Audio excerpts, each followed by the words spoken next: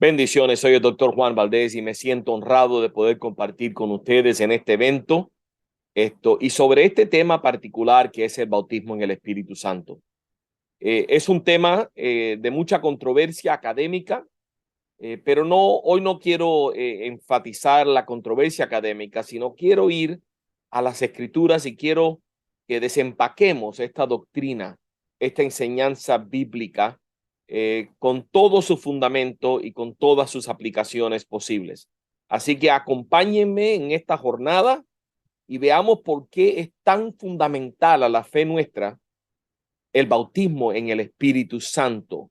Así que voy a compartir pantalla con ustedes y vamos a lanzarnos en esta jornada juntos a explorar lo que es el Espíritu Santo y particularmente el bautismo en el Espíritu Santo. El tema oficial es el bautismo en el Espíritu Santo como experiencia fundacional del pentecostalismo.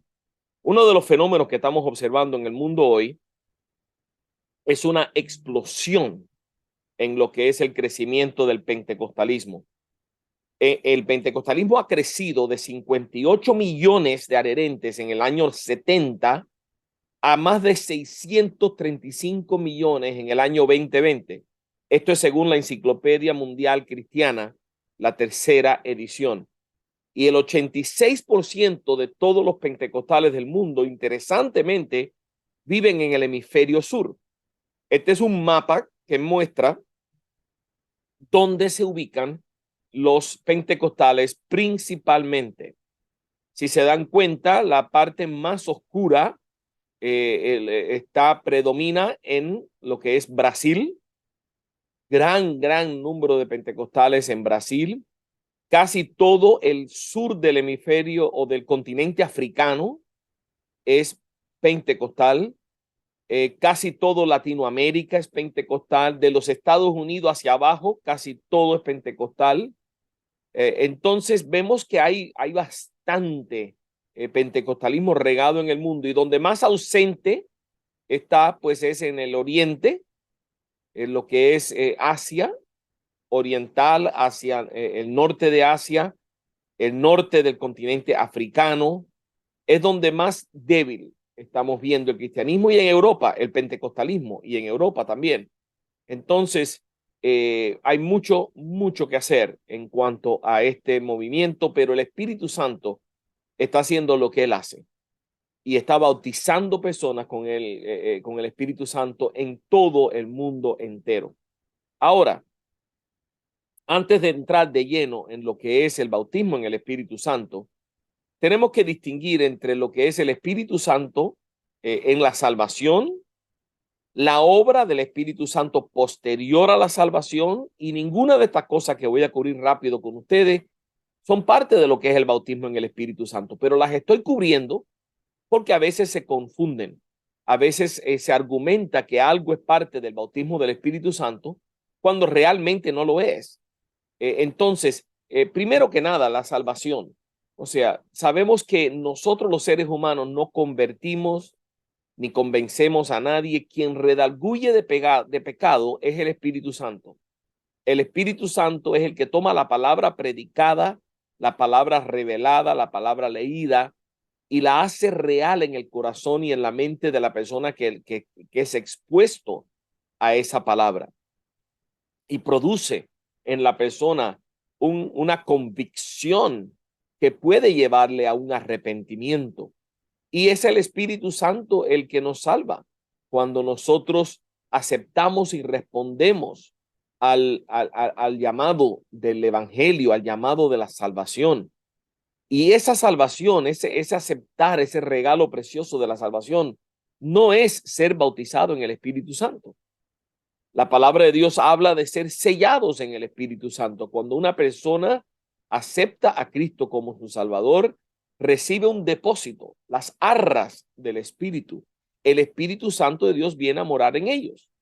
Y es para producir una serie de obras necesarias en la vida del creyente.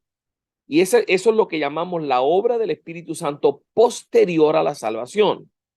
Después que un corazón humano ha sido regenerado por el Espíritu Santo, la vida de Cristo ha sido impartida, el Espíritu Santo no se retira habiendo terminado su labor, sino que si lo haría, el nuevo creyente inmediatamente volvería a sus antiguos caminos.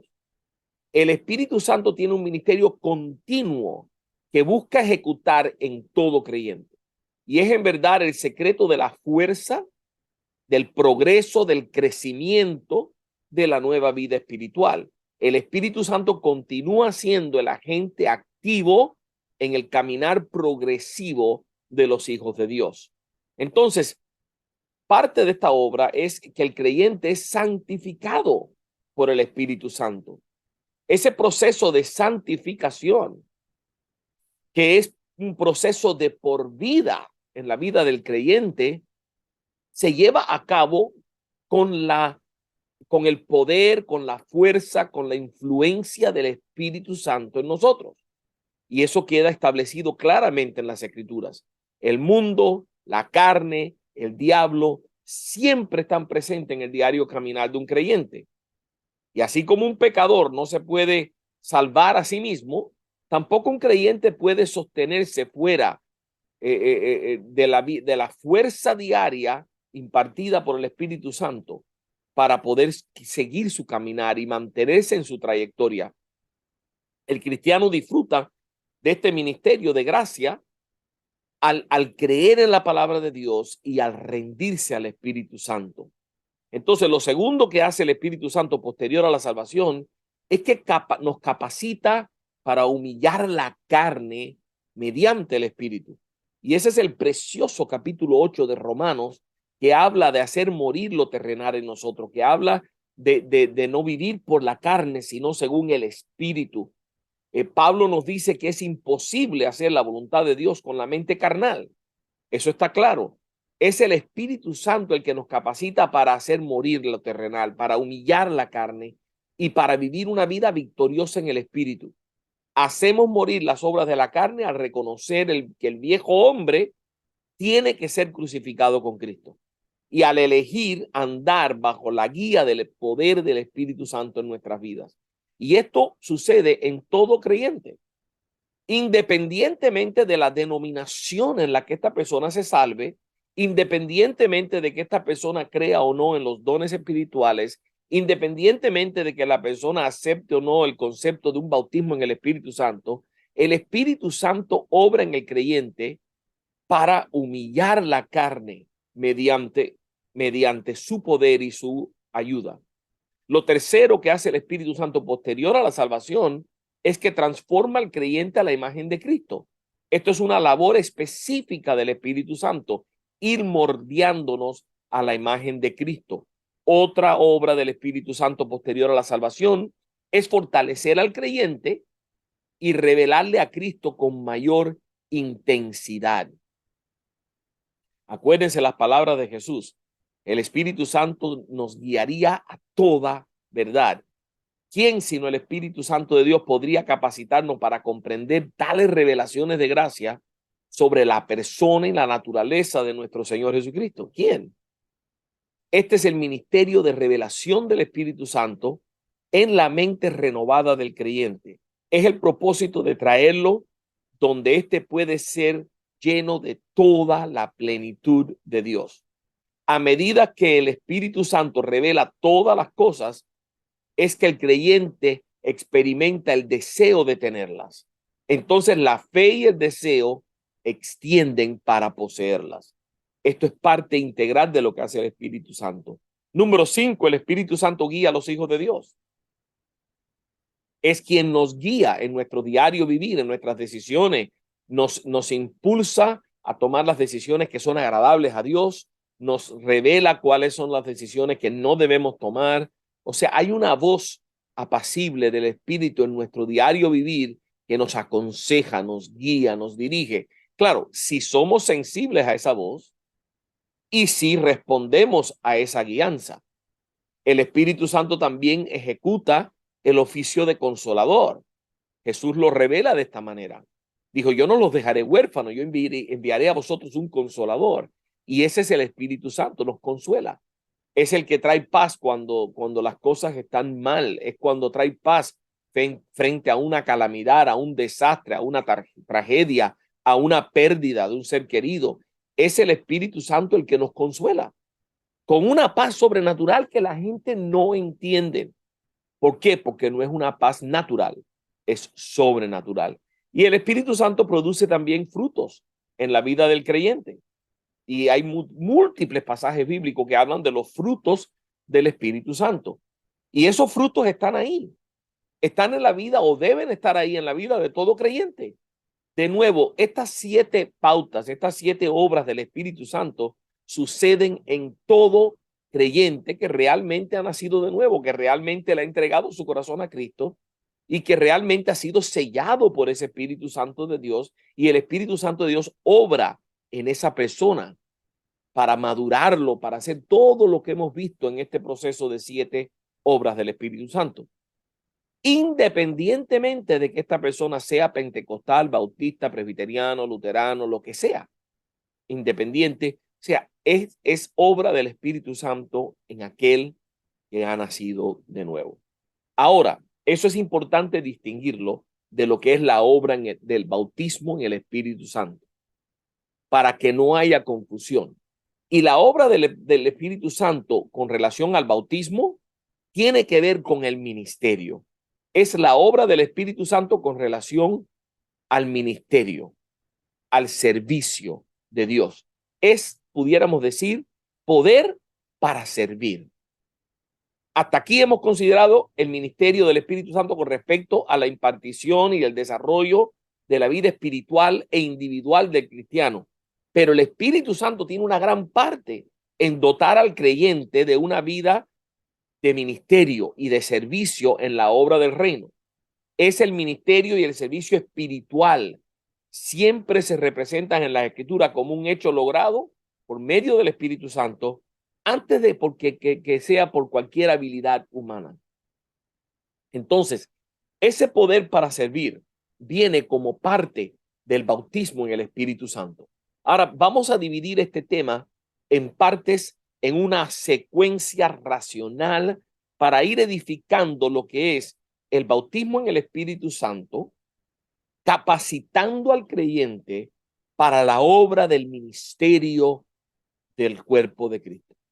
Entonces, vamos a comenzar hablando de los nombres, la definición, cómo trata la Biblia lo que es el bautismo en el Espíritu Santo y lo que no es. Cómo se llama y cómo no se llama este evento que ocurre en la vida del creyente.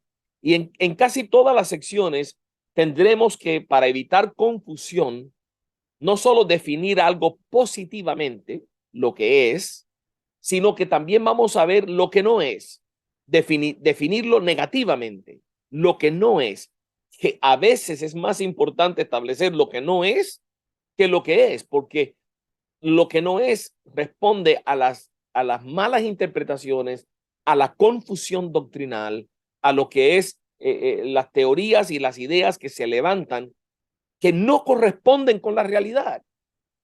Y por lo tanto, al definir algo negativamente, lo que no es, estamos aclarando el concepto y removiendo de este concepto ideas erróneas, ideas erradas, ideas que no corresponden con lo que las Escrituras enseñan acerca del bautismo en el Espíritu Santo.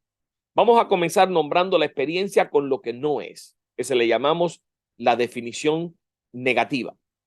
El bautismo en el Espíritu Santo no es la segunda obra definitiva de la gracia, como algunos le llaman. ¿Por qué? Porque si hablamos de segunda obra, entonces tenemos que pensar en una tercera, una cuarta, una quinta, una sexta. No. Sí sabemos que es algo que ocurre subsecuente después de la salvación, pero no es una segunda obra en relación a una tercera o cuarta o quinta, y la Biblia nunca le llama eso. Además, no es la segunda bendición. Tampoco, porque entonces estaríamos que esperando la tercera bendición, a ver si algunos han recibido la segunda y la tercera, pero no la cuarta bendición. Esos no son conceptos bíblicos. A nosotros los seres humanos nos gusta poner las cosas en ese tipo de patrón, donde hay un primer paso, segundo, tercero, cuarto, quinto, pero hay cosas en las Escrituras donde eso no, que no se prestan para esa esa escalera o esa serie de etapas. El bautismo en el Espíritu Santo no es la santificación del creyente. El bautismo en el Espíritu Santo no es la impartición de santidad en el creyente. O sea, y todos estos son a veces conceptos errados que escuchamos al hablar del bautismo en el Espíritu Santo. Ahora veamos lo que sí es una definición más positiva. La Biblia le llama el bautismo en el Espíritu Santo. Notemos el lenguaje explícito de las Escrituras al hablar de esta doctrina. En Mateo 3:11 dice que Él os bautizará en Espíritu Santo y fuego. Marcos 1:8, yo a la verdad os he bautizado con agua, dice Juan, pero Él os bautizará con Espíritu Santo.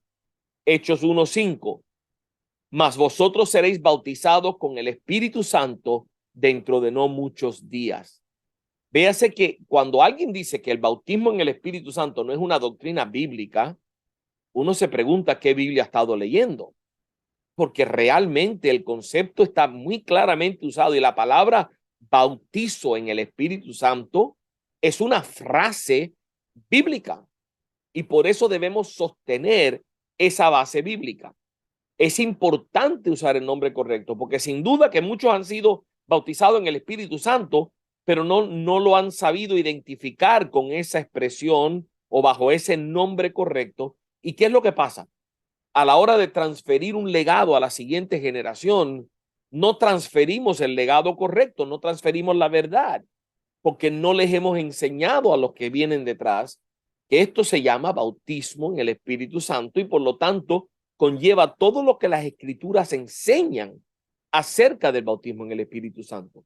Para tratar estos nombres, estos otros nombres, como si fueran sinónimos de bautismo en el Espíritu Santo, resulta en una confusión.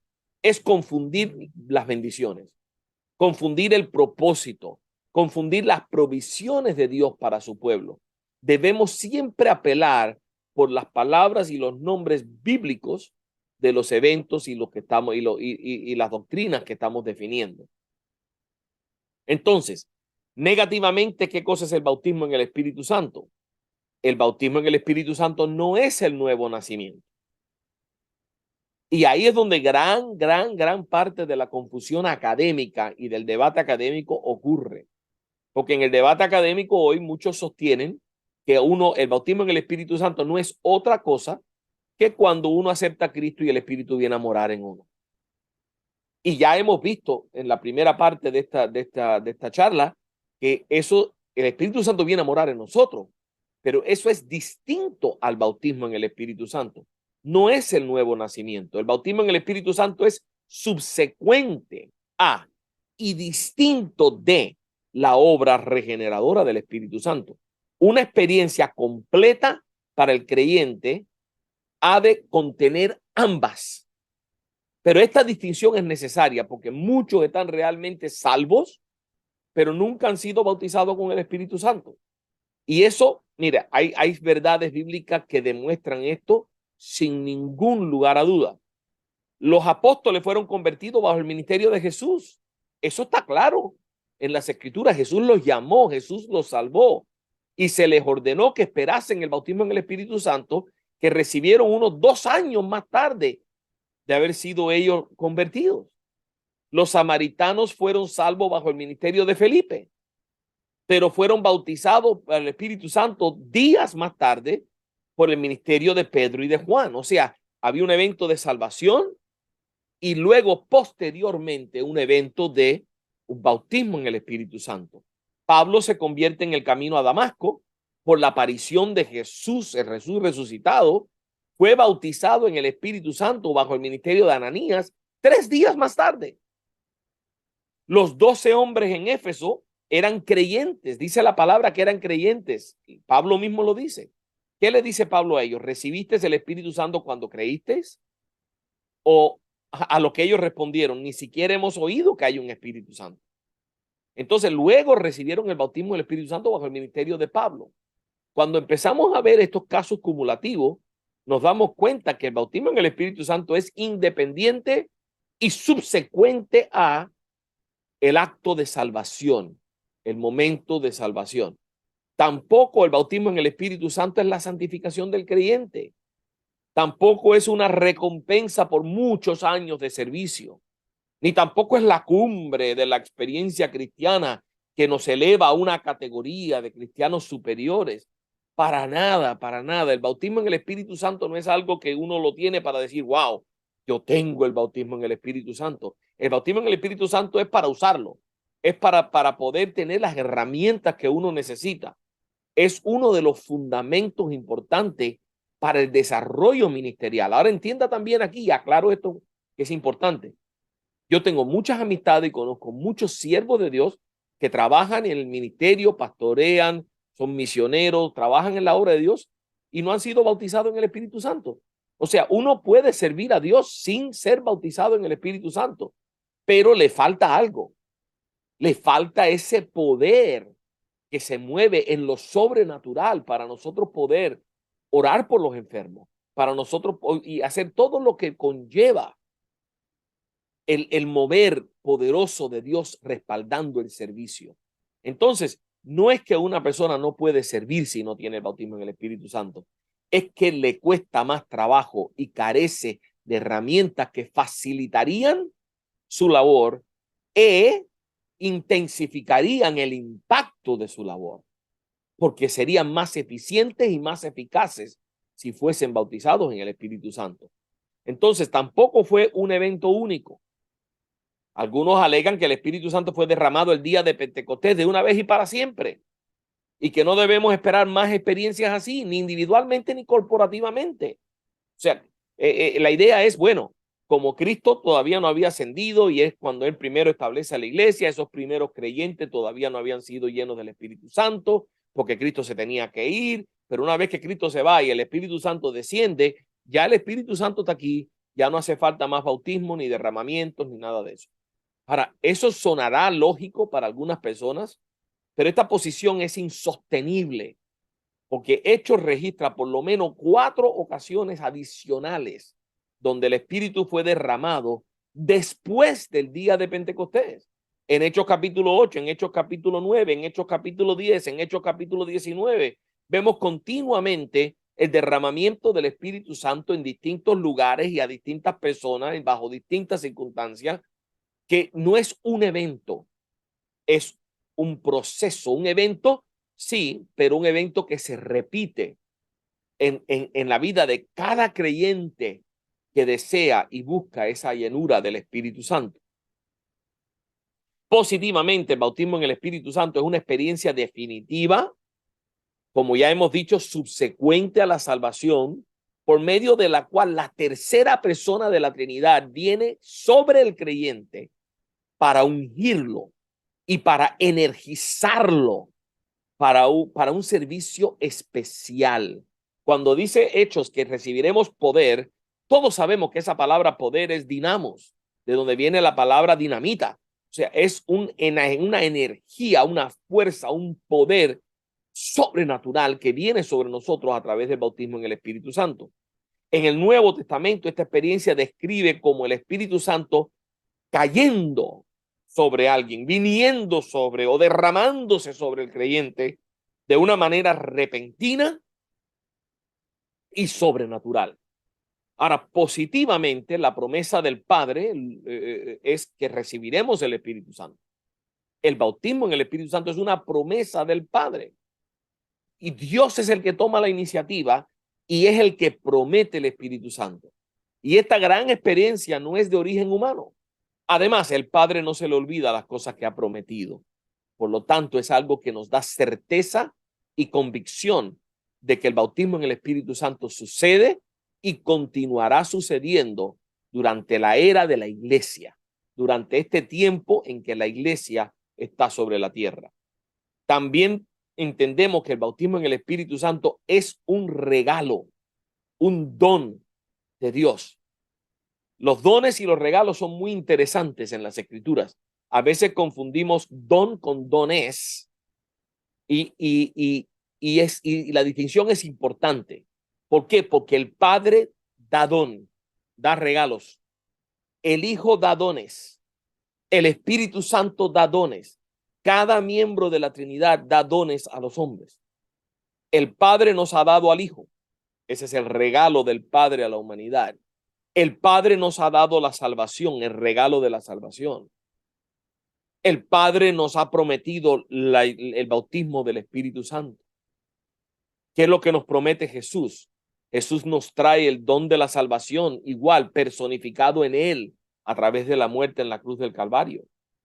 Jesús también nos da dones ministeriales en la iglesia. Él es el que constituye los ministerios de pastor, de evangelista, de maestro, de apóstol, de profeta. Los ministerios para la iglesia los asigna Jesús, que es la cabeza de la iglesia. Y estos son dones ministeriales de parte de Jesús. Y el Espíritu Santo también da dones. Además de ser el Espíritu Santo mismo un don de Dios para nosotros, el Espíritu Santo da dones a los hombres. Y los dones del Espíritu Santo están mencionados en las Escrituras. Entonces, no confundamos los frutos del Espíritu con los dones del Espíritu. Todo creyente tiene frutos del Espíritu porque el Espíritu mora en él. Los frutos son evidencia de que el Espíritu mora en nosotros. Pero los dones son regalos que el Espíritu Santo le da a la persona bautizada en el Espíritu Santo para poder desempeñar la labor que tiene por delante. Y es el Espíritu, cuando vamos a la palabra, es el Espíritu el que decide quién recibe cuál don, ya sea el don de lengua, el don de profecía, el don de sanidad, el don de milagro, el don de discernimiento. Cualquiera de los dones es el Espíritu Santo el que da a cada uno como él quiere, pero esos son dones. Entonces, el tema de dones y dones es amplio y no se confundan los dones con los frutos. Pero el bautismo en el Espíritu Santo es uno de esos regalos del Padre, de Dios y de Jesucristo para la iglesia. Si el bautismo en el Espíritu Santo es un regalo, entonces es gratis y no se puede ganar o merecer en forma alguna. El bautismo no se recibe como recompensa por largas horas de oración ni por sacrificio, porque a veces escuchamos a las personas decir, bueno, si tú no has sido bautizado en el Espíritu Santo es porque tú no oras lo suficiente o porque tú no llevas suficiente tiempo en el evangelio o porque tú no has servido todavía en la iglesia en alguna función. Nada de eso es necesario para recibir el bautismo en el Espíritu Santo. Es un don de Dios por su gracia. También es un mandato del Señor. Un mandato del Señor, que lo busquemos y que lo recibamos. Es más, que Dios nos manda a esperar ser esa llenura para poder salir y ser testigos eficientes del reino que representamos. Ahora, pasemos a, una vez ya definido bastante claro lo que es y lo que no es, ¿cuál es el propósito y la necesidad que tenemos del bautismo en el Espíritu Santo? Y esto es importante también para nosotros desempacar. Primero, poder para servir, como ya hemos dicho. Y recibiréis poder cuando haya venido sobre vosotros el Espíritu Santo y me seréis testigos. O sea, es para recibir poder para poder servir. A causa del bautismo en el Espíritu Santo, los discípulos fueron transformados de una manera radical. Acuérdense que en Juan 20 están ellos escondidos detrás de puertas cerradas, todos atemorizados por lo que ha sucedido y la crucifixión de Cristo. Y luego este mismo grupo de hombres no puede ser detenido tras puertas cerradas. En Hechos 5 encontramos que se convierten ellos en audaces como el león. Ante las autoridades judías, ellos se paran duro. ¿Por qué? Porque han sido ahora llenos con el poder del Espíritu Santo, han sido bautizados con el Espíritu Santo y pasaron de ser cobardes a ser valientes guerreros del cuerpo de Cristo. Es un cambio drástico en la vida de los discípulos. Les escuchamos ahora decir a las autoridades judías, como en Hechos 4, juzgad si es justo delante de Dios obedecer a vosotros antes que Dios, porque no podemos dejar de decir lo que hemos visto y oído. Esto es en respuesta a una amenaza, que si seguían haciendo eso, iban a pagar el precio, los iban a castigar. Y la respuesta de ellos es, nosotros vamos a hacer lo que tenemos que hacer porque no podemos dejar de hacerlo. Ese es el mismo grupo que salió corriendo aquella noche cuando arrestaron a Jesús. El mismo grupo que se escondía detrás de las puertas. ¿Qué produjo ese cambio? Ese poder para servir. Obviamente que es el bautismo en el Espíritu Santo. A ese mismo grupo le oímos orar. Y ahora, Señor, mira sus amenazas y conceda a tu siervo que con todo denuedo hable en tu palabra, mientras extiendes tu mano para que se hagan sanidades y señales y prodigios mediante el nombre de tu santo Hijo Jesús. Y todos fueron llenos del Espíritu Santo y hablaban con denuedo la palabra de Dios. ¡Wow! ¡Qué oración! Han sido amenazados. ¿Y qué le piden ellos a Dios? Señor, no permita que nos callemos. Respáldanos con el poder de tu Espíritu Santo y démosles a esto. Vamos a echar para adelante este asunto, esta predicación del reino. Esteban estaba tan lleno de poder que dice la palabra que hacía grandes prodigios y señales entre el pueblo. Y no, los que peleaban contra él no podían resistir la sabiduría y al espíritu con que hablaba. Eso es el poder para servir. Esteban iba a repartirle comida a las viudas. Él era uno de los que fue escogido para repartir comida a las viudas y a los ancianos y a los huérfanos. Y sin embargo, él no solo le llevaba pan y le llevaba comida, sino oraba por los enfermos, echaba fuera demonios, manifestaba un poder sobrenatural sobre su vida por la llenura que tenía en el Espíritu Santo. Pablo predicaba lleno de poder. Dice 1 Corintios que ni mi palabra ni mi predicación fueron con palabras persuasivas de humana sabiduría, sino con demostración del Espíritu y de poder. Palabra que transforma, palabra que confronta, palabra que redarguye, porque es el Espíritu Santo fluyendo con poder a través del predicador. También el propósito del bautismo en el Espíritu Santo es darnos poder para la guerra espiritual, porque entiende que el creyente necesita la plenitud del poder del Espíritu Santo en su vida diaria para poder llevar a cabo la tarea que se le ha asignado.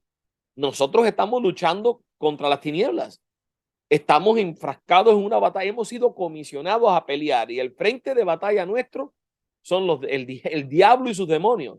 Entonces, para poder pelear con el mundo espiritual, tenemos que tener el Espíritu Santo, las herramientas espirituales. Por eso en la armadura de Pablo en Efesios 6, habla claro de que hemos sido enviados a cumplir esta tarea espiritual y que no lo podemos hacer si no tenemos toda la armadura de Dios para poder pelear esta batalla. Es a través del bautismo que recibimos las armas espirituales. Como Pablo le dice a los corintios, nosotros no peleamos con armas carnales, sino con armas espirituales que nos han sido dadas. Eso es parte del bautismo en el Espíritu Santo. También poder para derramar. Y esto es algo que muchas veces no se menciona, pero es importante, no solo para nosotros llenarnos, sino que de nosotros haya una abundancia de plenitud y de llenura del Espíritu que se derrame de nosotros sobre las personas que están a nuestro alrededor. Notemos la frase en Juan 7:37. Dice que eso que sucederá de nuestro interior. El poder fluirá desde el interior del creyente. No es suficiente que el Señor tenga poder, que tenga el poder, sino que cada obrero también tiene que tenerlo. El derramamiento es el producto del desbordamiento. Cuando tú estás desbordándote de la llenura del Espíritu Santo, cuando tu copa está rebosando, se desborda y se derrama sobre todo aquello con los que tú entras en contacto. El siervo de Dios es como una vasija que el Señor llena de su presencia y poder y llena de su poder de tal manera que se derrama sobre otros. La única verdadera bendición que uno puede traer a otro es aquella que se derrama de la abundancia que fluye en nosotros por nuestra experiencia con Dios. No es un asunto de que podemos contener, cuánto podemos contener, cuán lleno podemos estar, sino de cuánto podemos derramar sobre otros. Y eso es parte de lo que conlleva ser bautizado en el Espíritu Santo. Notemos qué promesa tan maravillosa en Efesios. Dice, aquel que es poderoso para hacer todas las cosas, mucho más abundantemente de lo que pedimos o entendemos, según el poder que actúa, ¿dónde? ¿Actúa dónde? En nosotros. ¡Qué promesa! Pero veamos la declaración final. según el poder que actúa en nosotros. Jesús le dio a sus discípulos poder para sanar enfermos y para echar fuera demonios. Era su poder, pero lo depositó en ellos. El creyente tiene el mismo poder a través del bautismo en el Espíritu Santo de Dios, que nos da el poder para llevar a cabo la labor que Él nos ha llamado a hacer. También el bautismo en el Espíritu Santo tiene el propósito de habilitar al creyente. Poder para habilitarnos, darnos las habilidades que necesitamos. El poder de lo alto que habilita al creyente para cumplir la misión que Dios le ha asignado. La habilidad de tener el Espíritu Santo dentro. La habilidad de dejarse guiar por Dios, de responder a la providencia de Dios, de amar de forma divina, de predicar con convicción y persuasión. Es la habilidad de ejercer dones espirituales para la edificación de la iglesia. Es la habilidad de sufrir persecución por la causa de Cristo, la habilidad de vivir en santidad en medio de una generación perversa. Y finalmente es la habilidad de trabajar para el Señor fielmente, incansablemente, amorosamente, hasta que Jesús regrese o hasta que nuestra carrera individual termine sobre la tierra. Es la llenura necesaria para poder decir lo que dijo Pablo a Timoteo. He peleado la buena batalla, he acabado la carrera y he guardado la fe. O sea, ese es el poder. El poder produce ese estilo de vida, una vida que pelea la batalla y no pierde la fe. Una vida que corre la carrera y no pierde la fe, sino que a pesar de las batallas, a pesar de la dura jornada en esta tierra, guarda la fe, persevera. Y no solo él, sino que impacta al reino. Ahora, la siguiente sección trata sobre la pregunta, ¿para quién es el bautismo en el Espíritu Santo? Porque de nuevo, en esta área también hay confusión. ¿Para quién es? Es importante saber a quién se le da esta ordenanza, esta promesa, este don. Es importante saber si el Señor lo había señalado para un grupo especial, una clase selecta, una clase especial que iba a experimentar este proceso maravilloso, o si era para un grupo más amplio de creyentes, para todos los creyentes. Ahora, de nuevo, vamos a ver lo que es y lo que no es. Para quién es y para quién no es. Negativamente, no es solo para los que viven o los que vivieron en los tiempos apostólicos. Hoy se habla mucho de eso. Esto fue para aquel tiempo, pero ya no para nosotros. Y eso es imposible reconciliar con lo que dice Pedro en Hechos 2, 38 y 39. Es imposible reconciliarlo. ¿Por qué? Es difícil imaginar cómo confinar una promesa tan poderosa a una limitación de tiempo tan limitado. Pedro le dijo a la generación de su tiempo que ese bautismo era para vosotros. Para vosotros es la promesa. Específicamente incluyó a la siguiente generación cuando dijo, y para vuestros hijos. Es obvio que estaba pensando en futuras generaciones cuando le añade, y para todos los que están lejos. Algunos quizás digan, bueno, eso cubriría 200, 300 años, los primeros siglos. Pero igual, eso es difícil de reconciliar con la frase, para cuantos el Señor nuestro Dios llamare. Ese verbo, llamare, está hablando de todos los que el Señor llamare en el futuro. Para ellos es la promesa también. Entonces, cuando tú lees eso en Hechos 2, te das cuenta que esto no es para aquel tiempo nada más. La palabra es explícita, que es para aquella generación, para los hijos de ellos, para todos los demás y para todo el que el Señor llamare en el futuro. Entonces, es para la iglesia de Dios en todos los tiempos. Entienda esto, y esto es fundamental para este punto. No habían en la iglesia primitiva necesidades, problemas o urgencias que no sigan existiendo hoy. Hoy enfrentamos los mismos dilemas. O es que ya no hay enfermos que necesitan ser sanados. O es que ya no hay personas poseídas por demonios que necesitan ser liberados. O sea, las necesidades que ellos enfrentaban son las mismas que enfrentamos hoy, porque es la misma iglesia peleando contra el mismo reino de las tinieblas para establecer el reino de Cristo. O sea, el propósito de Dios es el evangelio del reino. Entonces, claro, estamos en la misma, nada ha cambiado. Entonces sigue siendo algo vigente. Mientras que la gran comisión esté vigente, obligándonos al deber de evangelización global, habrá provisión de poder para cumplir esa misión, porque el que nos llama, nos capacita y nos habilita para llevar a cabo su llamado. Tampoco tenemos que entender que no es solo para ministros, no es solo para misioneros o para aquellos que ejercen ministerios especiales. No, todo creyente necesita el bautismo en el Espíritu Santo para cumplir su parte del gran plan de Dios, para ministrar el evangelio a un mundo necesitado. Todos lo necesitamos. No es simplemente para una clase privilegiada. Pedro tuvo que aprender que el bautismo en el Espíritu Santo era para los gentiles también. Él en algún momento pensaría que solo es para los judíos. Yo le digo, no, no es para una clase privilegiada, los judíos. Es para los gentiles también. El ser bautizado en el Espíritu Santo nunca aumenta el prestigio de una persona, sino que sirve para aumentar su responsabilidad. ¿Entiende esto? No podemos usar el hecho de que hemos sido bautizados en el Espíritu Santo para sentirnos como parte de una clase privilegiada. No. Al contrario, se nos ha dado una grande responsabilidad. Si uno tiene un gran poder de Dios, Dios tiene derecho para esperar un gran servicio a Dios que nos ha dado ese poder. No es solo para cristianos maduros, tampoco. O sea, el Señor bautizó a cristianos samaritanos a los pocos días de convertirse. En la casa de Cornelio fueron bautizados por el Espíritu Santo casi inmediatamente después de creer la predicación de Pedro. Es más, parece que el sermón de Pedro fue interrumpido por el derramamiento del Espíritu Santo.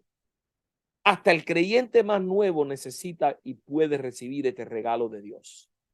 Entonces entendamos eso. Positivamente, ¿para quién es? Es para todo el que cree. ¿Para quién es el bautismo en el Espíritu Santo? Para todo el que cree.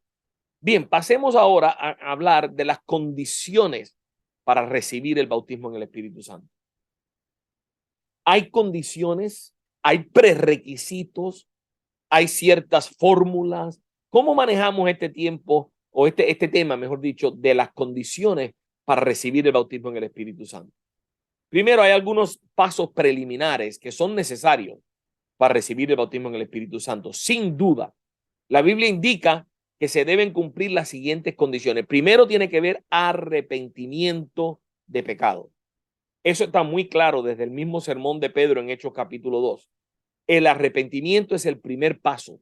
¿Por qué? Porque el Espíritu Santo no puede operar donde el pecado reina, donde el pecado domina. O sea, es imposible. Tiene que haber un arrepentimiento de pecado y simultáneamente o subsecuentemente una experiencia definitiva de salvación. El arrepentimiento debe ser seguido por fe en Jesucristo para salvación. El Espíritu Santo es un regalo del Padre y solo aquellos que han sido salvos pueden llamar a Dios Padre. Dios no va a estar bautizando con su Espíritu Santo a personas que no son salvas. Hay dos reinos nada más. Tú perteneces al reino de la luz o al reino de las tinieblas. Hasta que tú no eres salvo, tú no eres parte del reino de la luz. Entonces, decir que una persona puede ser bautizada en el Espíritu Santo que todavía está en el reino de las tinieblas es absurdo. Dios no habilita al reino de las tinieblas con dones espirituales.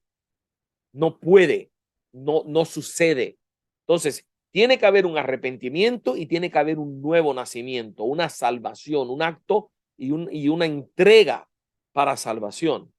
Estas son las únicas dos condiciones que observamos en todos los casos bíblicos donde alguien ha sido bautizado por el Espíritu Santo. Ha habido un arrepentimiento y una entrega a Cristo, una aceptación del regalo de la salvación. Ahora, algunos argumentan que el bautismo en aguas es también una condición necesaria para ser bautizado en el Espíritu Santo, porque en algunos casos las personas que creyeron fueron bautizadas en agua y luego recibieron el bautismo en el Espíritu Santo. Pero no podemos establecer esto como un prerequisito. ¿Por qué? Porque hay por lo menos dos casos contrarios en el libro de los Hechos. Pablo es uno de ellos. Pablo parece haber sido bautizado en el Espíritu Santo antes de ser bautizado en agua, según leemos en Hechos capítulo 9. También los de la casa de Cornelio fueron bautizados en el Espíritu Santo antes de ser bautizados en agua.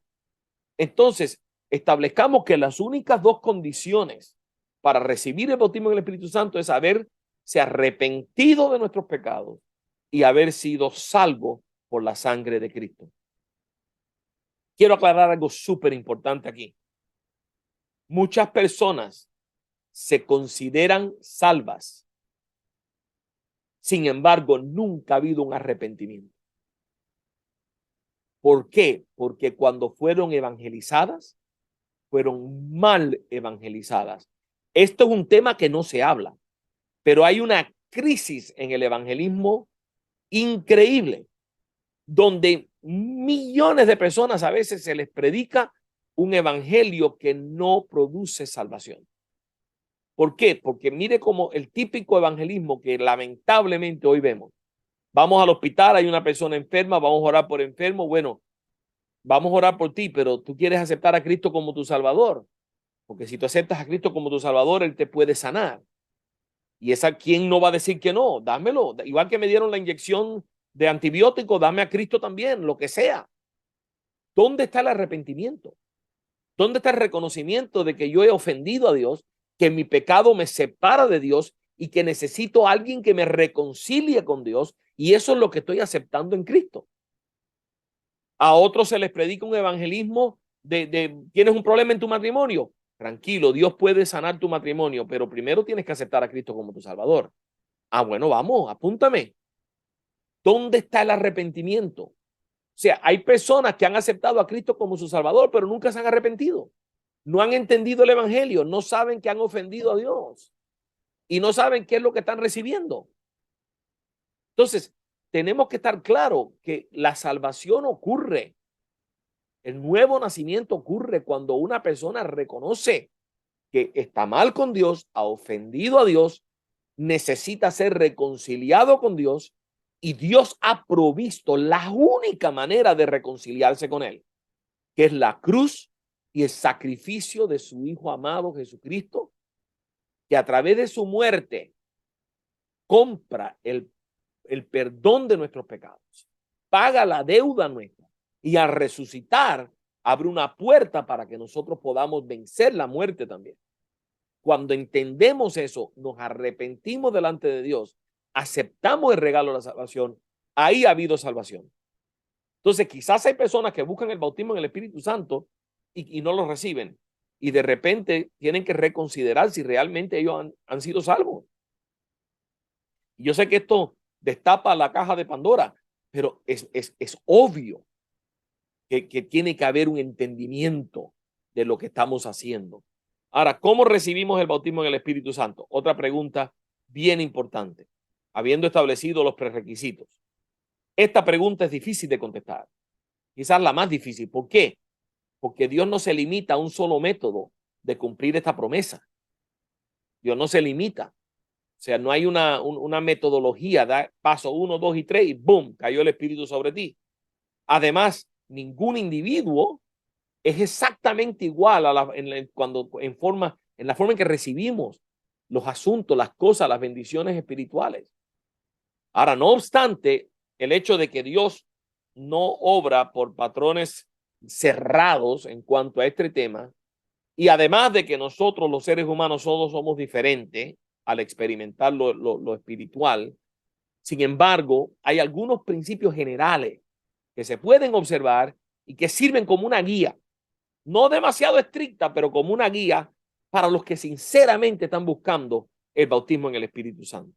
Las siguientes verdades ayudarán en esta área. Primero, es por fe, mi hermano. Se recibe por fe. Todo lo que recibimos del Señor, lo recibimos por fe. Fe en la promesa de Dios, fe que Dios ha prometido y que cumple lo que Él promete, fe que esa promesa es para ti. No solo que Dios lo ha prometido, sino que te lo ha prometido a ti. Una fe persistente que no se rinde.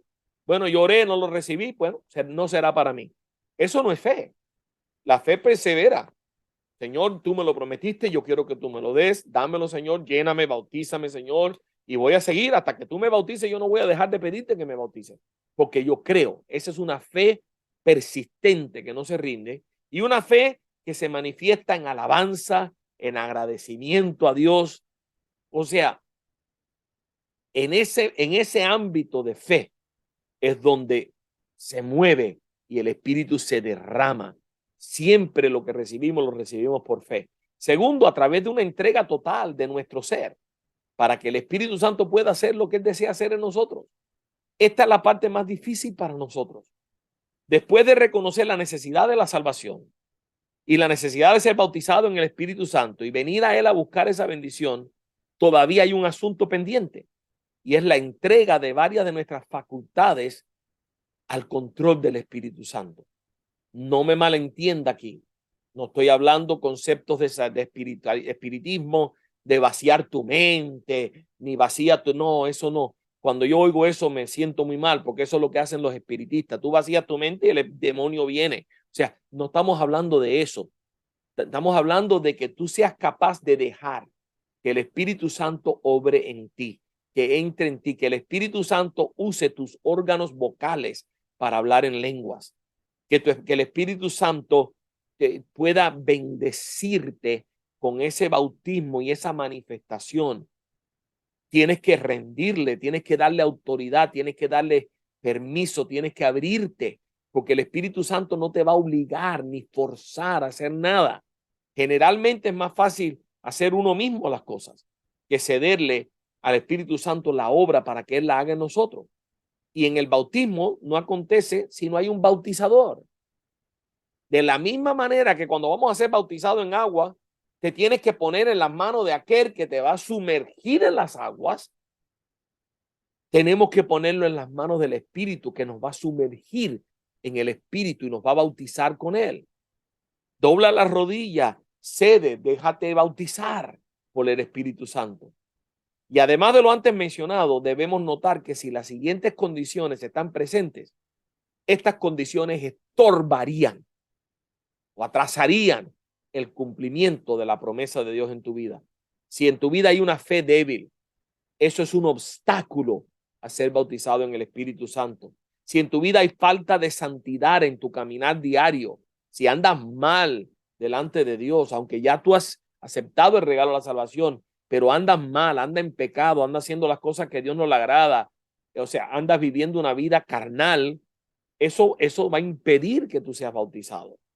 Si te falta consagración, si no estás buscando de Dios, si no le estás dando tiempo a Dios, si no te estás metiendo con Dios, eso debilita, eso obstaculiza el ser bautizado. Si tus motivos son egocéntricos, tampoco vas a ser bautizado porque Dios no te va a llenar de su espíritu, no te va a bautizar con su espíritu para que tú recibas la gloria.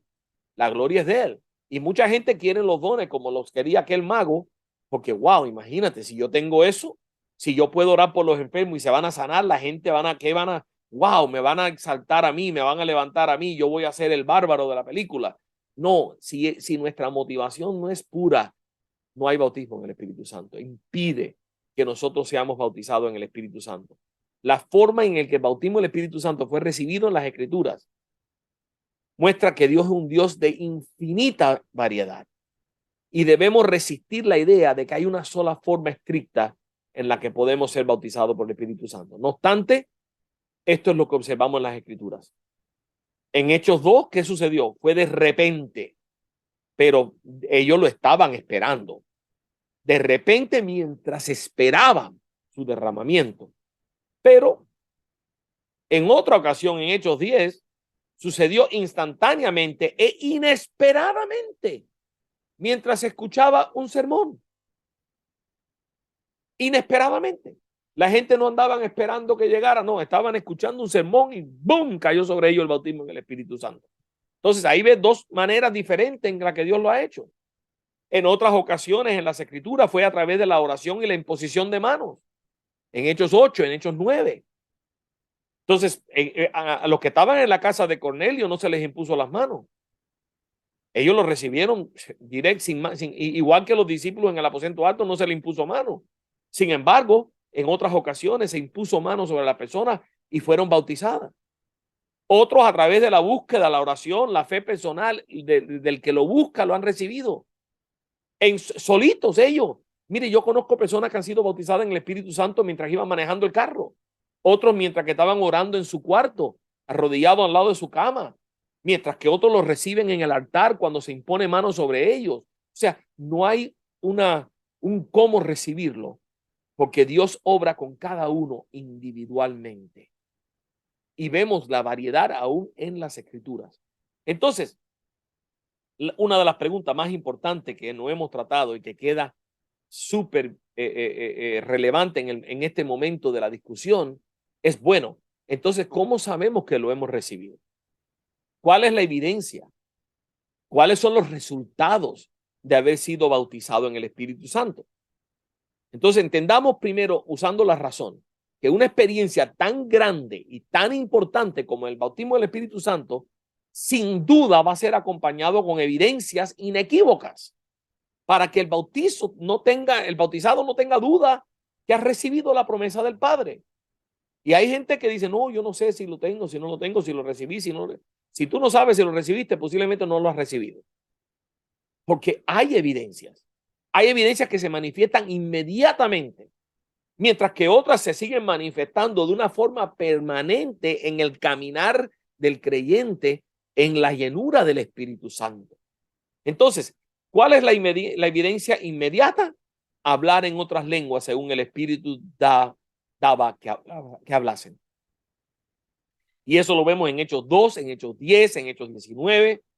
Y es lógico que esta experiencia sobrenatural sea acompañada de alguna señal definitiva e inequívoca.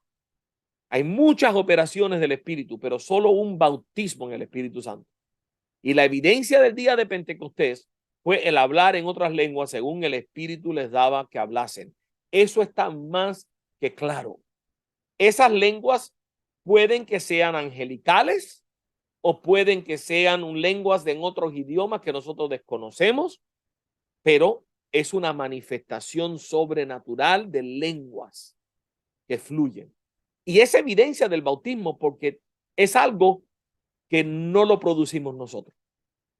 Tú no puedes comenzar a hablar en un idioma que tú desconoces. Dios es el que puede hacer eso. Tú no puedes comenzar a hablar en lenguas angelicales. Solo Dios puede hacer eso. Entonces, es evidencia de que lo que ha sucedido en nosotros es algo sobrenatural. Podemos tomar el derramamiento original de poder sobre la iglesia como un patrón para la experiencia pentecostal. Los creyentes en la casa de Cornelio, según Hechos 10, sabían que habían sido bautizados en el Espíritu Santo. ¿Por qué? Porque los oían que hablaban en lenguas. Si los que estaban presentes en la casa de Cornelio fueron convencidos de que los gentiles también podían ser bautizados en el Espíritu Santo, así como los judíos, y lo que les convenció es ver lo que ellos también podían hablar en lenguas, entonces esa es la señal inicial inequívoca de la experiencia pentecostal. Un tercer episodio de bautismo en el Espíritu Santo donde se mencionan las lenguas específicamente es en Hechos 19. Los 12 hombres hablaron en lenguas como evidencia inicial del bautismo en el Espíritu Santo. Ahora, yo sé lo que estás pensando. Si has estado en este debate por algún tiempo, hay personas pentecostales que argumentan que no necesariamente las lenguas son evidencia inicial, que no tiene que ser lenguas, que tú puedes estar bautizado en el Espíritu Santo sin nunca haber hablado en lenguas. Y yo respeto esa opinión, pero discrepo de esa opinión. ¿Cuál es el fundamento de esa opinión? Algunos se oponen a las lenguas como evidencia inicial basándose en que hay varios episodios en las Escrituras donde se habla de un bautismo en el Espíritu Santo, pero no se mencionan las lenguas. Y es cierto que hay 3 relatos que se mencionan las lenguas, no se mencionan las lenguas, mejor dicho, pero esa omisión puede tener una explicación y no es una explicación forzada, es una explicación bastante razonable. Veamos los 3 casos rapidito. El derramamiento sobre los samaritanos en Hechos capítulo 8. No se menciona la señal de las lenguas. Sin embargo, algo vio Simón en ese momento para lo cual él estaba dispuesto a pagar. Él quería comprar la capacidad de él también imponer el don del Espíritu. Entonces muestra que alguna señal audible o visible mostró que este don espectacular había caído sobre el pueblo. Entonces, aunque no habla de las lenguas, suponemos que hubo lenguas, porque si los que lo reciben no saben que lo han recibido, ¿cómo Simón, que no lo ha recibido, va a saber que ha habido un bautizo en el Espíritu Santo? Y más que eso, ¿por qué va a querer comprar algo que no se sabe ni si existe? Para eso él puede seguir con los cuentos que él siempre hace. Él lo que quería comprar es la capacidad de producir ese efecto visible ante los demás. Es lógico asumir que los que escuchó, que él los escuchó ellos hablar en lenguas. En Hechos 4 tampoco se mencionan las lenguas, pero dado el contexto, es muy probable que fue una rellenura de aquellos que fueron bautizados en el día de Pentecostés. ¿Por qué? Porque es el mismo grupo, es la misma iglesia original que está ahí en Jerusalén y está empezando a crecer. Y los discípulos después del capítulo 2 empiezan a moverse y empieza a suceder cosas. Entonces, en el capítulo 4 dice que cuando hubieron orado, el lugar donde estaban congregados tembló y fueron llenos del Espíritu Santo y hablaban con denuedo la palabra de Dios. O sea, eso puede fácilmente explicarse como que es el mismo grupo que ya ha sido bautizado en el Espíritu Santo, que recibió una rellenura para poder hacer lo que tenían que hacer en esa circunstancia particular. Y el tercer pasaje está en Hechos 9. Y es Pablo, el bautismo del Espíritu Santo de Pablo. No dice que Pablo habló en lengua cuando fue bautizado por el Espíritu Santo, pero tenemos su testimonio personal. En 1 Corintios 14, donde él dice que doy gracias a Dios que hablo en lenguas más que todos vosotros. Entonces, en Pablo las lenguas también fueron evidencia de su bautismo en el Espíritu Santo. Entonces, no creo que haya un argumento muy fuerte para decir que las lenguas no tiene que ser la evidencia inicial. Claro, yo pienso que sí, las lenguas es la evidencia inicial. Dos importantes puntos que tenemos que considerar. Primero, el primer y último relato de bautismo en el Espíritu Santo en el libro de los Hechos, capítulo 2 y capítulo 19, mencionan las lenguas como señal. Segundo, en cada relato donde se menciona alguna señal de haber sido bautizado en el Espíritu Santo, siempre son las lenguas esa señal. Y eso es importante. No hay ningún pasaje bíblico que atribuya otra señal o otra evidencia inicial del bautismo en el Espíritu Santo. Solamente el hablar en lenguas es reconocido como una evidencia. Y también donde no aparece la señal de lenguas, hay fuerte evidencia que recibieron el bautismo en el Espíritu Santo y que sí hablaron en lenguas, como ya hemos visto en los tres casos anteriores que hemos repasado. Entonces, esos puntos son importantes. También unas aclaraciones importantes. El hablar en lengua no es el bautismo en el Espíritu Santo, es solo la evidencia inicial. Y aquí tenemos que aclarar otra cosa muy importante. ¿Existe un don de lenguas? Uno de los dones que el Espíritu Santo reparte a los que han sido bautizados por el Espíritu Santo. Pero ese don no debe ser confundido con la evidencia inicial. Una persona puede hablar en lenguas inicialmente cuando es bautizado con el Espíritu Santo y luego no hablar más en lenguas. Fue la evidencia inicial. Pero al repartir los dones recibieron el don de sanidad o el don de milagro, o el don, o sea, otro don, el don de discernimiento, pero el don de lenguas no lo recibieron. Entonces, eso sucede muchísimo en el cuerpo de Cristo. Hay personas que tienen múltiples dones, incluyendo el don de lengua. También hay que hacer una distinción. Hay que hacer una distinción. Cuando nosotros hablamos en lenguas y no hay interpretación de la lengua, nosotros somos edificados. Claro, Pablo lo dice a los Corintios. Ese tipo de oración en lenguas edifica. Pero Pablo prefiere que cuando se va a hablar en lenguas en la iglesia haya una interpretación. ¿Por qué? Léase el capítulo 14 de 1 Corintios. Porque Dios es un Dios de orden. Entonces, los que están ahí escuchan hablar en lenguas y escuchan la interpretación y Dios habla a sus corazones, ven, Dios profetiza, ellos reciben. Esto es algo de Dios. Pero si no hay interpretación, esas personas sin conversa que hay entre nosotros no entienden lo que ha sucedido. Entonces, tenemos que ser juiciosos a la hora de hablar en lenguas. Si estamos dando un mensaje en lenguas, porque sabemos que Dios nos ha dado ese don y sentimos que es el momento de dar ese mensaje en lenguas y entendemos que va a haber una interpretación, dele. Pero si lo que estamos es alabando a Dios, adorando a Dios, entrando, gozándonos en su presencia, es mejor mantener las lenguas para nosotros mismos, bajito, en nuestra propia edificación, para nuestro propio crecimiento. O sea, no me malentiendan aquí, lo que tenemos que establecer es la prudencia y seguir el consejo bíblico de Pablo. Pablo dice que prefiere hablar 5 palabras que la gente entienda a millones de lenguas que la gente no entienda. ¿Por qué? Porque el propósito del servicio, hay servicios de oración, donde el propósito es conectarnos con Dios, orar en lenguas, hacer todo, porque somos creyentes. Hay servicios de intercesión, hay ayunos, hay vigilias. En todos estos eventos, como estamos rodeados de creyentes, usted puede hablar en lenguas como sienta su corazón hacerlo. Pero los servicios evangelísticos de los domingos en la mañana o un servicio entre semanas donde estamos atrayendo al inconverso para que se salve, esos servicios tienen un solo propósito: congregarnos, adorar a Dios, predicar el evangelio y que las almas se salven. En esos servicios donde hay inconversos entre nosotros, hay que ser muy prudente con el uso de las lenguas. Entonces, eso es algo que es importante aclarar.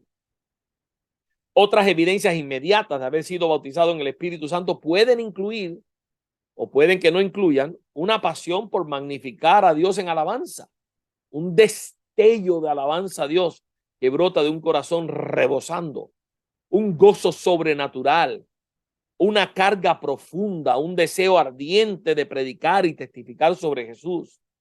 Todas estas cosas son evidencias, cosas que no estaban ahí antes del bautismo en el Espíritu Santo y que ahora están ahí. Y están ahí de una forma muy visible. Ahora, también hablamos de evidencias permanentes, no la evidencia inicial, sino evidencias permanentes que continúan con nosotros en el proceso y en el caminar diario de nuestra fe. Primero, Jesús es glorificado y revelado como nunca antes en la vida de la persona que está siendo bautizada en el Espíritu Santo. Adquirimos una admiración y una pasión y un hambre por conocer a Jesús más y más, y el Espíritu nos revela toda verdad acerca de él y crecemos en ese conocimiento de nuestro Señor Jesucristo. Una pasión más profunda por las almas perdidas. El bautismo en el Espíritu Santo también produce una pasión más profunda por las almas perdidas, porque ahora es el deseo de Dios y la pasión de Dios por esas almas que vive en nosotros. Un poder mayor para ser testigos, coraje, tenacidad. Nos convertimos en predicadores audaces, que no tenemos temor esa valentía, ese coraje, esa pasión es producto del bautismo en el Espíritu Santo. Un nuevo poder y espíritu de oración. La oración nuestra cambia cuando hemos sido bautizados en el Espíritu Santo. Es una oración de más poder, más conectada. Y eso es difícil de percibir a veces para la persona, de entender para la persona que está fuera de los ámbitos de lo que es el bautismo en el Espíritu Santo. Pero presenciarlo es fácil. Podemos orar, escuchar una oración de alguien que no ha sido bautizado en el Espíritu Santo y escuchar la oración de alguien que está lleno del poder de Dios, del bautismo en el Espíritu Santo, y las oraciones van a ser diferentes. Porque hay un espíritu en nosotros que está fluyendo de una manera poderosa, que está derramándose, como hablamos ahorita, de la llenura que hay en nosotros. Un amor más profundo por la palabra de Dios. El ser bautizado en el Espíritu Santo te lleva a un amor más profundo por la palabra de Dios. Te lleva a una manifestación de los dones, que también es evidencia permanente. Los dones, los distintos dones que son repartidos por el Espíritu Santo. Esos dones se manifiestan ahora porque los hemos recibido por el bautismo en el Espíritu Santo. No se manifestaban antes porque no habíamos sido bautizados por el Espíritu Santo. Y quiero hacer una última sección sobre este concepto de la rellenura del Espíritu Santo. creo que esto es importante. La palabra rellenura no existe, pero en inglés el concepto es más fácil definirlo, pero yo creo que podemos desempacarlo y es un concepto bíblico y es lo que quiero mostrarle. El bautismo en el Espíritu Santo es una experiencia definitiva en la vida del creyente, de eso estamos claros, pero más que una experiencia es una vida, es la vida en el Espíritu. El bautismo en el Espíritu Santo debe movernos hacia una vida llena del Espíritu. Pablo amonesta al creyente, no os embriaguéis con vino en el cual hay disolución, antes bien, sed llenos del Espíritu Santo. Literalmente dice, sed llenos del Espíritu Santo, un mandato. Esto ha de ser una experiencia continua. ¿Por qué? Porque nosotros somos como un colador.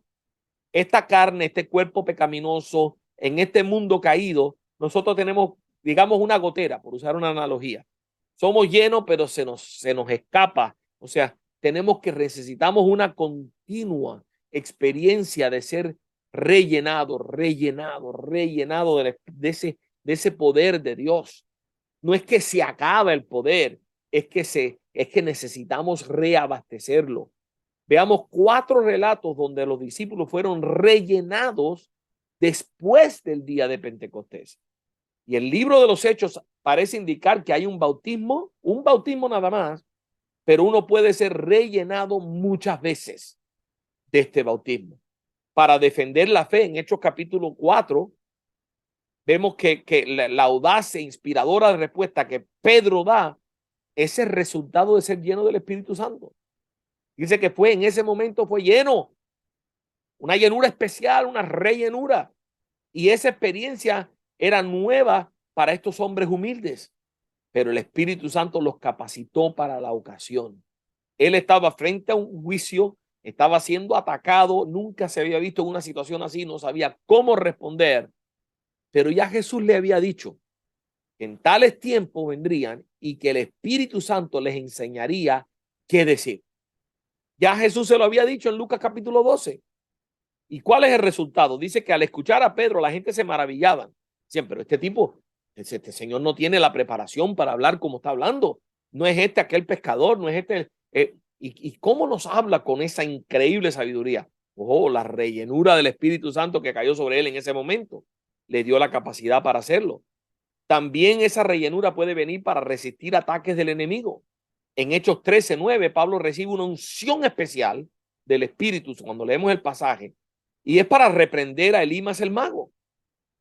Y lo hace con una autoridad increíble. Cuando Satanás intenta estorbar la palabra de Dios, podemos esperar una llenura especial para resistirlo y no permitirle estorbar el ministerio de la palabra. También esa llenura especial puede venir para dar a los discípulos poder y valor, como en Hechos capítulo 4, aún después de haber sido amenazados, como dice Hechos 4:17. Ahora, la gracia y el poder para resistir la persecución también requiere que seamos rellenados del Espíritu Santo. En Hechos 13 tenemos un episodio de esto. A nadie le gusta sufrir persecución, pero el Espíritu provee una fresca unción para esos tiempos particulares donde estamos siendo perseguidos. Piensen en Esteban. Esteban era un hombre lleno del Espíritu Santo, pero cuando compadeció ante aquellos oficiales, dicen que en el capítulo 6 de Hechos dice que su rostro era como de un ángel. O sea, él estaba resplandeciendo porque estaba recibiendo una llenura en ese momento especial. Cuando está siendo apedrado, él estaba en una unción y una llenura especial. Dice que tuvo una visión, vio el cielo abierto, estaba hablando con el Padre, hablando con Jesucristo, viéndolo en su cara. Esto es una llenura especial que recibió para recibir la persecución, inclusive hasta el martirio. Y la historia de muchos de los mártires de la iglesia es esa, que recibieron una unción especial y los que vieron el martirio testifican de que vino sobre ellos una paz, vino sobre ellos un gozo, vino sobre ellos en el momento más terrible de su vida. Esa es la llenura del Espíritu Santo, la rellenura del Espíritu Santo. Entonces, no me malentienda, todos tenemos el Espíritu Santo, los que han sido bautizados y los que no. Pero el bautismo en el Espíritu Santo es una investidura de poder. adicional, subsecuente. Ahora, este estudio yo he tocado muchos temas amplios. Voy a compartir con ustedes las diapositivas para que ustedes puedan repasarlo, estudiarlo, buscar todas las referencias bíblicas que yo he puesto en este pasaje, porque tenemos que ser como los de Berea, mi hermano. Todo lo que recibimos, sea de quien sea que lo recibamos, tenemos que filtrarlo por la palabra de Dios, tenemos que llevarlo a la Biblia y comprobar que lo que se ha dicho es cierto. Y por eso le pongo todas las referencias bíblicas y les comparto esta presentación. Además, en las diapositivas tienen una bibliografía de las obras que consulté para este proyecto. La introducción a la doctrina pentecostal de Bickett, fundamentos de la teología pentecostal de Duffield y Van Cleef. O sea, también un artículo en la enciclopedia Baker titulado Lenguas de Fuego. La teología sistemática pentecostal de Horton. También en el Lexham, diccionario bíblico Lexham, el artículo de Hoffman y Hauscher, ellos en ese artículo, ellos hablan de por qué no somos bautizados y usan algunos de los argumentos que refutamos hoy en nuestra presentación. Von Doy en Pentecostal Theology, viviendo el evangelio completo, teología pentecostal, en la enciclopedia cristiana de mundial, edición, la tercera edición, que pueden ver el estudio sobre el pentecostalismo en esa dirección en el seminario Gordon Conwell, en su página. Entonces, esto es una bibliografía parcial. Hay muchos libros hoy que se están escribiendo y se están traduciendo de teología pentecostal. Entonces, les recomiendo que ustedes continúen estudiando. Este es un tema muy amplio. Hoy hemos visto una introducción a este tema. Hoy hemos visto unas pautas generales, principios importantes. Espero que haya sido de edificación para usted esta enseñanza, pero esto es un comienzo, esto es un lanzamiento. Esto debe motivarle a usted a profundizarse más en las escrituras y en el estudio de estos asuntos particulares del pentecostalismo. Yo soy el doctor Juan Valdés y muchas gracias por haber asistido a esta clase y haber escuchado esta lección. Que Dios me les bendiga mucho y que continúen gozándose de esta maravillosas enseñanzas que son parte de este evento. Dios les bendiga.